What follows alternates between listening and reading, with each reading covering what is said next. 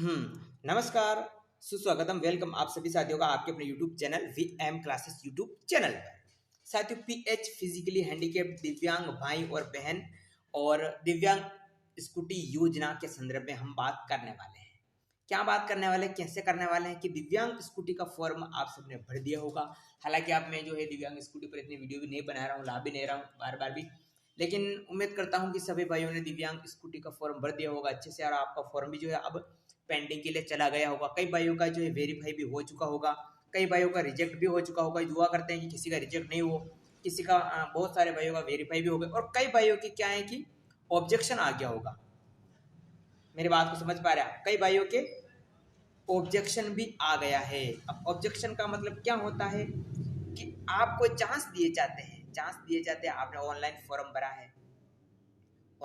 भरा है, तो ऑनलाइन फॉर्म भरने के बाद आप जो डॉक्यूमेंट अपलोड करते हो, वहां पर फॉर्म भरते वक्त जो भी आपने डॉक्यूमेंट अपलोड किया है का मतलब आपने जो भी अपलोड किया है फॉर्म भरते वक्त, उसमें आपकी कोई भी त्रुटि होती है, कोई भी गलत आप जो है डॉक्यूमेंट गलत अपलोड कर देते हो, उसमें कोई त्रुटि रह जाती है या कोई भी वैध नहीं होता है, अवैध डॉक्यूमेंट आप जो है वहां पर अपलोड कर देते हो, तो इस स्थिति में आपको मौका दिया जाता है कि आप जो है आप अपने फॉर्म को सुधारें। उसमें डॉक्यूमेंट जो भी उन्होंने मांगा है या कोई भी एक ऐसा डॉक्यूमेंट जो आपने अपलोड नहीं किया है, जिसको करना अनिवार्य होता है, क्योंकि फॉर्म भरते वक्त हर एक डॉक्यूमेंट अनिवार्य होता है। तो मान लेते हैं आप में से कईयों ने फॉर्म तो भर दिया लेकिन डॉक्यूमेंट अपलोड नहीं किए हैं, तो आपको चांस दिया जाता है कि दोबारा से जो है आप फॉर्म अपडेट करें उस फॉर्म को। तो उसके लिए आपको ऑब्जेक्शन डाला जाता है।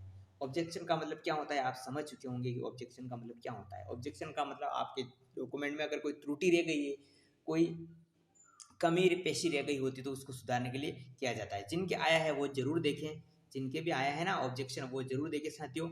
और अब आगे क्या करना पड़ेगा, अब आपको क्या करना है वो आप जरूर देखिए। ऑब्जेक्शन का मतलब होता है कि समझ लो कि कई भाइयों ने आपके ड्राइविंग लाइसेंस की प्रति, ड्राइविंग लाइसेंस तो किसी का पास होगा नहीं, और समझ लो उन्होंने लर्नर लाइसेंस लगा दिया है, तो ऐसी स्थिति में वो आपसे जो है मांगते हैं कि लर्नर लाइसेंस लगाओ। ठीक है, कईयों के ऑब्जेक्शन आता है, ये फोटो बहुत पुराना है, कई के ऑब्जेक्शन की यूडी ID कार्ड पुराना है या ऑनलाइन नहीं है, कई के आता है कि आपने नियमित अध्ययनरत का प्रमाण पत्र डिजिटल नहीं बनाया है, कई का ऑब्जेक्शन आता है कि आपका जो नियमित अध्ययनरत का प्रमाण पत्र है वो सही नहीं है, किसी का आधार कार्ड सही नहीं है।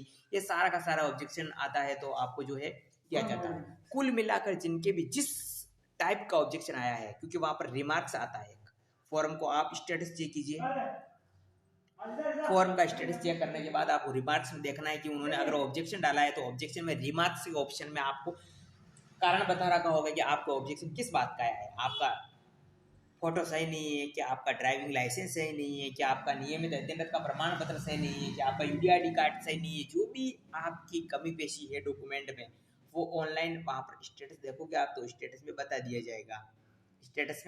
जाएगा कि आपके फॉर्म में क्या कमी पेशी रह गई है।